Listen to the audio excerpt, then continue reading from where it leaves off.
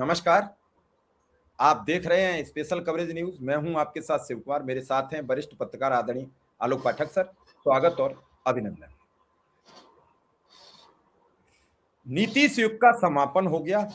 नीतीश युग का समापन भी ठीक उसी तरीके से हुआ जैसे कभी समता पार्टी में रहते हुए जॉर्ज साहब का समापन नीतीश कुमार ने किया। लेकिन नीतीश कुमार जाते जाते एक ऐसा रिटर्न गिफ्ट बीजेपी और आरएसएस को दे गए हैं जो जीवन भर भुलाए से नहीं भूलेगा। और ये रिटर्न गिफ्ट कब दिया है? जब आरएसएस के एक बहुत तेज तर्रार संगठन मंत्री बीएल संतोष, खांटी आरएसएस के विचारधारा से रहने वाले शिवराज सिंह चौहान,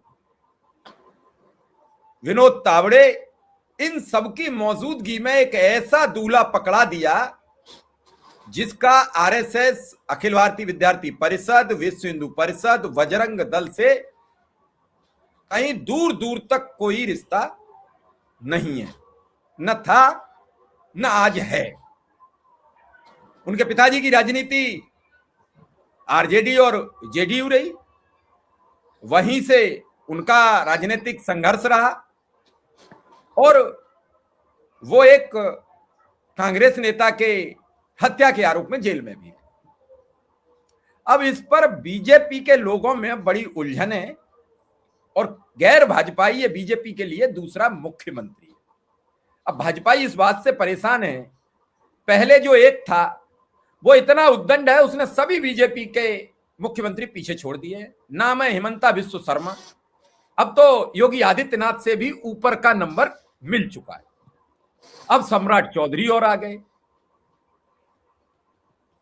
तो ऐसे में अब क्या होगा, भाजपा के मुख्यमंत्री सभी सोच में पड़ गए हैं। हालांकि लोगों का मानना था 14 अप्रैल दलितों के मसीहा के रूप में पूजे जाने वाले बाबा डॉक्टर भीमराव अंबेडकर जी की जयंती थी, तो सबको यह उम्मीद थी कि किसी दलित चेहरे को ये मैदान में उतारेंगे, लेकिन सबको धता बता दिया। आलोक सर, बड़ा उलझन भरा सवाल है कि दूल्हा की विचारधारा ही मेल नहीं खाती है और नीतीश ने रिटर्न गिफ्ट ऐसा पकड़ा दिया है जो गले से उतर नहीं रहा, स्वीकार तो कर लिया है। अब भाजपा की मजबूरी ये थी कि जिसको नीतीश कहेंगे उसी को सीएम बनाना था, क्योंकि नीतीश के पास आज भी वो नंबर है कि जब चाहेंगे तब भाजपा गठबंधन से अलग होके इंडिया गठबंधन के साथ जाके सरकार बना सकते हैं। तो असली किंग मेकर तो बिहार में वही है सर। गद्दी उन्होंने क्यों छोड़ी, क्या कारण है, इसके बारे में तमाम लोग तमाम तरह के बयान दे रहे हैं। लेकिन आपने सही कहा, जाते जाते वो सम्राट चौधरी को मुख्यमंत्री बना के चले गए, क्योंकि जिसपे जेडीयू की मोहर नहीं लगती वो मुख्यमंत्री नहीं बनता।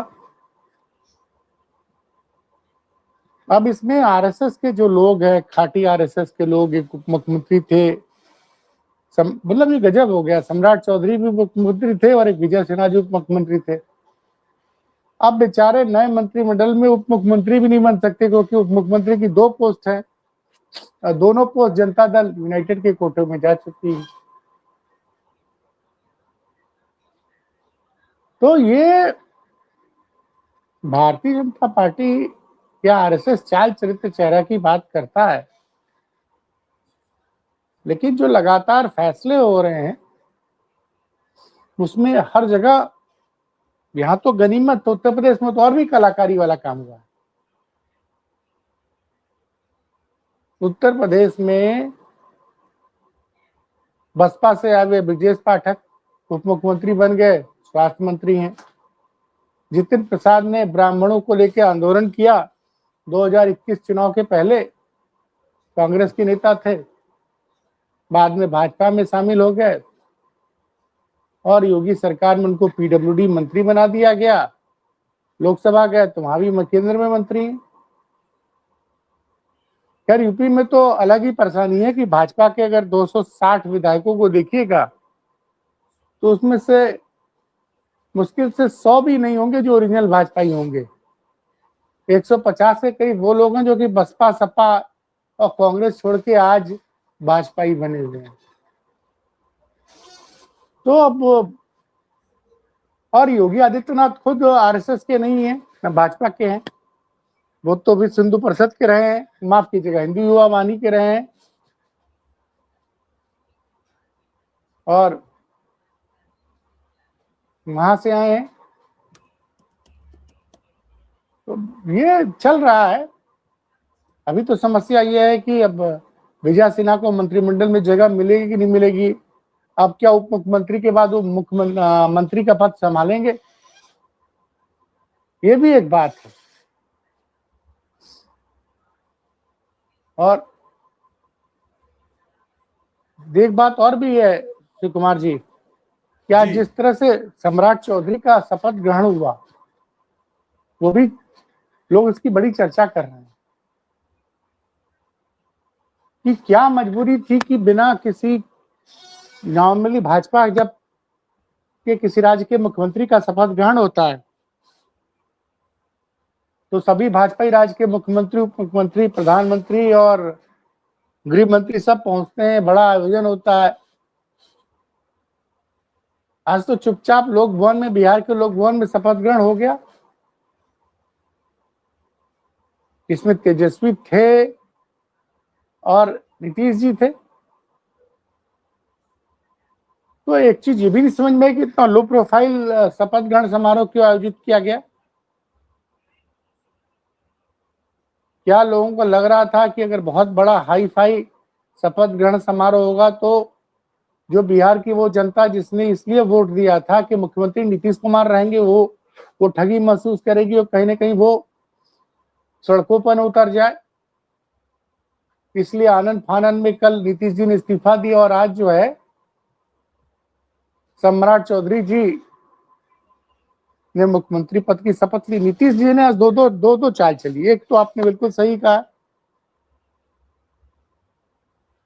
कि जेडीयू और आरजेडी से राजनीति का ककारा सीखने वाले सम्राट चौधरी मुख्यमंत्री बन गए।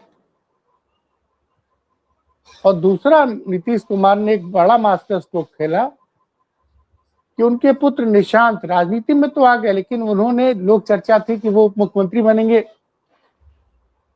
वो उप मुख्यमंत्री का पद भी उन्होंने नहीं लिया।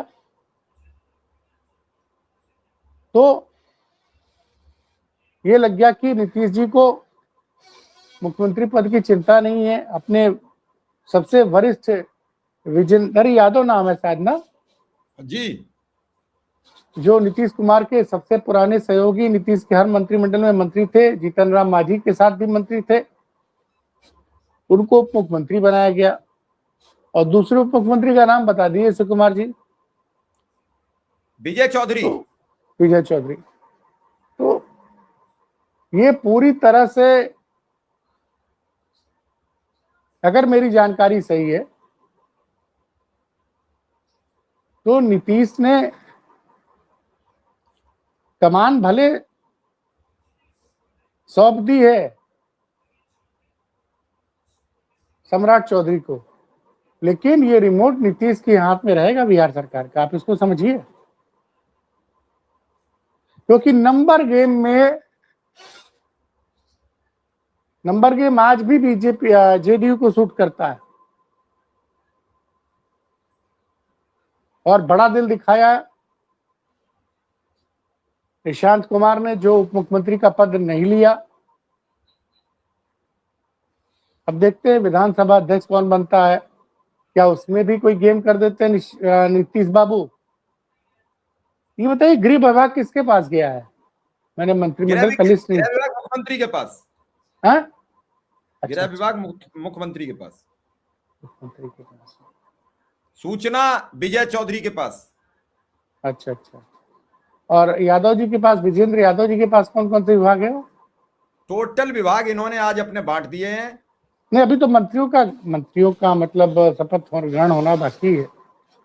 आज तो 3 पता नहीं मंत्री कब थोड़ी। होगा, इसलिए विभाग आनंद फानन में आज बांट दिए गए। भाई मंत्रिमंडल जब नया बना है तो भाई हर विभाग का चार्ज तो देना पड़ेगा ना। इसमें सामान्य प्रशासन, गृह, मंत्रिमंडल, सचिवालय, निगरानी, निर्वाचन, राजस्व, भूमि सुधार, खाद्य भूतत्व, नगर विकास, आवास, स्वास्थ्य, विधि, उद्योग, पथभूमि, कृषि, लघुजल, श्रम संसाधन, युवा रोजगार, पर्यटन, कला, डेयरी, आपदा, पिछड़ा वर्ग, अनुसूचित, सूचना प्रौद्योगिकी, खेल, सहकारिता, पर्यावरण, गन्ना उद्योग, लोक स्वास्थ्य, पंचायती राज। मुख्यमंत्री के पास 29 विभाग।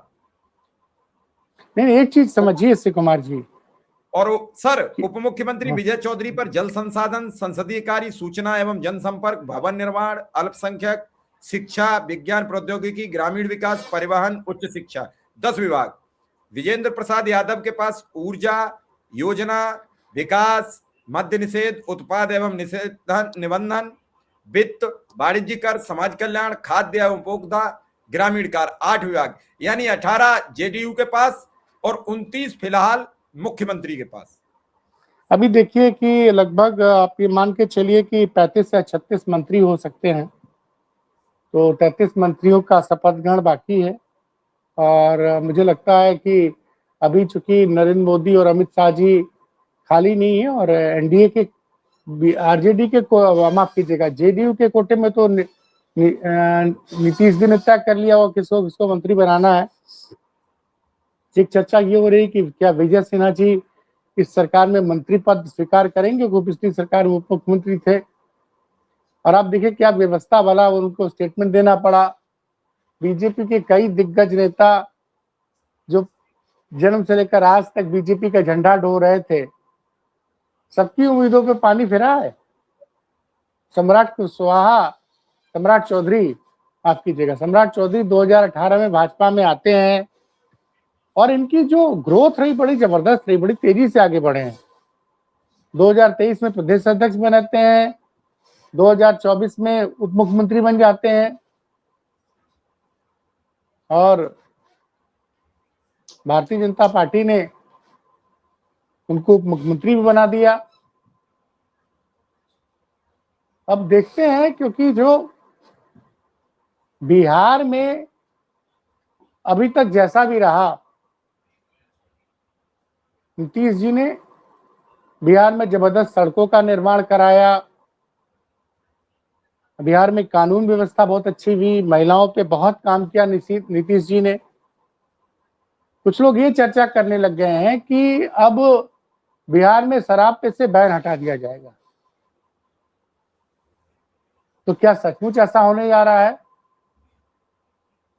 वैसे मुख्यमंत्री बनते ही उनकी शैक्षणिक क्वालिफिकेशन पे जो विवाद था वो सोशल मीडिया पर जबरदस्त रूप से उठने लग गया है। सम्राट चौधरी चूंकि एक दबंग छवि के नेता माने जाते हैं और जब से गृह मंत्री बने थे उन्होंने बिहार में बुलडोजर का प्रयोग शुरू कर दिया था। तो अब मुख्यमंत्री बन गए हैं, अब तो और ताकतवर हैं। जैसे गृह मंत्रालय से पहले से उनके पास था। तो देखना ये बात होगी कि बुलडोजर का इस्तेमाल होता है कि नहीं होता है, और क्या सम्राट चौधरी खुद फैसले लेंगे, मोदी शाह की भी नहीं सुनेंगे। लेकिन नीतीश जी की तो सुननी पड़ेगी शिव कुमार जी, कि अगर नीतीश जी की नहीं सुनेंगे तो आपको तो पता ही है फिर वो चल देंगे। नहीं, तो ये अब बिहार में सर सर आज बिहार में शपथ ग्रहण में वो भी नहीं थे, ये आपने नहीं देखा? शपथ ग्रहण में वो भी नहीं थे। कौन? नीतीश बाबू नहीं थे भाई। नहीं, हाँ, शपथ ग्रहण में नहीं थे। और उन्होंने जब उनसे पूछा विजेंद्र यादव से, तो उन्होंने कहा वो अपनी राजनीतिक गतिविधियां खुद तय करते हैं, वो क्यों नहीं आए ये वही बता सकते हैं, मैं इस पर कोई जवाब नहीं दे सकता। अरे आप तो हेडलाइन दे रहे हैं नई तरह की हाँ, कि सम्राट चौधरी के शपथ ग्रहण से नीतीश कुमार ने दूरी क्यों बनाई। नहीं, आप इसको चेक कीजिए। मेरे हिसाब से थे भाई। आप मुझे मतलब मुझे जरा इसको चेक करने दीजिए। नहीं, देख लीजिए मेरे पास, मैंने उनका बयान सुना एक जगह। नहीं, वो अलग मामला है।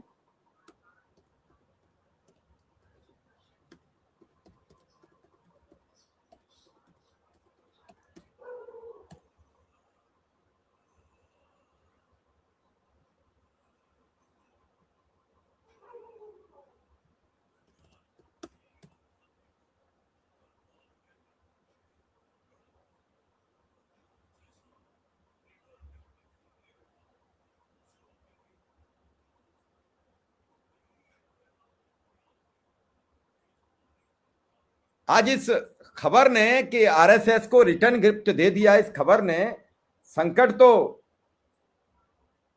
पैदा कर नहीं दिया। भाई, नहीं नीतीश जी थे भाई।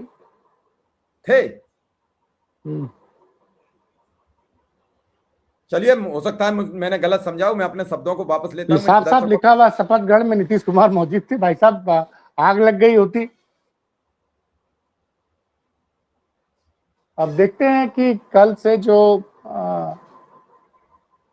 परिसीमन को लेकर, लोकसभा की सीटों को बढ़ाने को लेकर महिला आरक्षण का जो विधेयक पेश होना है, उसमें क्या होने जा रहा है। अखिलेश यादव ने सुबह 9 बजे समाजवादी पार्टी के सांसदों की एक बैठक बुलाई है। ये भी चर्चा आ रही थी कि ममता बनर्जी ने कहा कि हमारे यहाँ चुनाव हमारे सिर्फ 5 ही सांसद जाएंगे। इस पर राहुल गांधी ने कहा कि 5 ही सांसद आएंगे तो हमारी संख्या कम हो जाएगी और ये तो मोदी जी का समर्थन हो जाएगा। तो उद्धव ठाकरे ने कहा कि नहीं, मैं ममता दीदी से बात करूंगा। ये बड़ा पेच है शिव कुमार जी। अगले 3 दिन, मतलब 16, 17, 18 नंबर है नहीं बीजेपी के पास, लेकिन वो दो बड़े बिल ला रही जिसमें संविधान संशोधन होना है। संविधान संशोधन के लिए अब दर्शक जानते हैं कि लोकसभा राज्यसभा दोनों में 2/3 सदस्यों का बहुमत होना जरूरी है। मेरा एक आपसे सवाल छोटा सा है, क्या बंगाल में सब कुछ करने के बाद भी बाजी हाथ नहीं आ रही है, तो सारे बंगाल के सांसद आ जाएंगे, इसलिए कहीं मोदी जी कम सांसद संख्या दे के बिल न पास करा ले, तो विपक्ष के सभी सांसद 3 दिन रहेंगे तो पहले चरण का चुनाव प्रचार गोलगाल हो जाएगा। क्योंकि जिस तरीके से सयानी घोष ने वहां हंगामा मचा दिया है प्रचार में, गली गली ममता के बाद दूसरी ममता दिख रही है हर गली में, तो क्या। और अभी देर रात एक वीडियो और आ गया है जहां शुभेंदु अधिकारी को टीएमसी के कार्यकर्ताओं ने घेर लिया है, तो अरे भाई बदतमीजी हुई है। अरे वो तो होना ही था भाई। शुभेंदु अधिकारी भी तो आज से 5-6 साल पहले टीएमसी छोड़ के बीजेपी में शामिल हुए हैं। तो क्या तो ये वो सब तो, फंसाने का खेल है? सब तमिलनाडु के सांसद सब आ जाएंगे, बंगाल के सब आ जाएंगे, तो ये खेल क्या खेला गया है? अरे अभी देखिए क्या होता है, बिल पास होता है कि नहीं होता है। ये बड़ा मजेदार सीन है, नजर रखिएगा इस पे, हम लोग भी नजर रखेंगे। उधर अखिलेश यादव जी ने अपने सभी सांसद दिल्ली रहने के लिए कह दिया कि तत्काल दिल्ली रहिए, और हाँ भाई, वो तो 234 सांसद एक तरफ हो गए हैं। अब तो ये भी नहीं है कि नवीन पटनायक कह दें कि हम अपने सांसदों को जाने नहीं देंगे, हम उनके पास बहुत बचे भी नहीं है। उधर जगन रेड्डी के पास भी बहुत ज्यादा नहीं बचे हैं, 4 ही सांसद हैं। तो देखते हैं क्या होता है इसमें। तो अब 69 सांसद तो सर चाहिए लोकसभा में और 22 सांसद चाहिए राज्यसभा में, तो ये बिल पास होगा। अब देखते हैं फ्लोर मैनेजमेंट क्या करते हैं अमित शाह जी। चलो फिलहाल इस खबर को यही विराम देते हैं। बिल्कुल आपने सही कहा। नमस्कार।